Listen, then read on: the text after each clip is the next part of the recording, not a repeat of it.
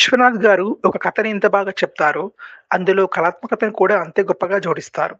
సంగీతమే శ్వాసగా తీసుకునే శంకర్ శాస్త్రి కావచ్చు, ఎన్నిసార్లు ఓడిపోతున్నా నమ్మిన కలని విడిచిపెట్టకూడదనే బాలు కావచ్చు, స్వయం కృషిని నమ్ముకుంటే ఉన్నతంగా ఎదగాలని చెప్పే సాంబయ్య కావచ్చు, కల్లా కపటం లేని మనసుతో పరులకు సాయపడాలనే శివయ్య కావచ్చు.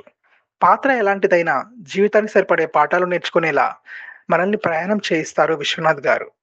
ఇవి కేవలం సినిమాలు మాత్రమే కాదు, జీవిత గమ్యాన్ని గుర్తు చేసే మైలురాళ్ళు. అలాంటి మైలురాళ్ళను మీకు అందుబాటులోకి తీసుకురావాలంటే, అర్థం చేయించాలంటే ఓ అక్షరం కావాలి. ఆ అక్షరం నాదై ఉండాలనే ఉద్దేశంతో మీ ముందుకు నా కళా తపస్వి వచ్చింది. పుస్తకం చదువుతున్న మీకు వరకట్నం అనే దురాచారాన్ని అంతం చేయాలని నరసింహమూర్తి హితబోధ చేస్తాడు. ఇష్టం లేకుండా నాట్యం ఎందుకు చేస్తానని మీనాక్షి మిమ్మల్ని నిలదీస్తుంది. ఎంత పాండిత్యమున్నా ఈర్ష్య, అసూయలు పెంచుకుంటే నాలాగా మరుగున పడిపోతారని అనంతరామ శర్మ గుర్తు చేస్తాడు. జాతి, మత భేదాలు మనుషులకు తగవంటూ బెత్తం పట్టుకొని మరి గుణపాఠాలు చెప్తారు విశ్వనాథ్ గారు. ఈ పుస్తకం చదివి పక్కన పెట్టేసేందుకు కాదు, అందులోని విలువలను జీవితంలో పాటించేందుకు. అందుకే ఈ సినిమాలు ఎంచుకున్నాను.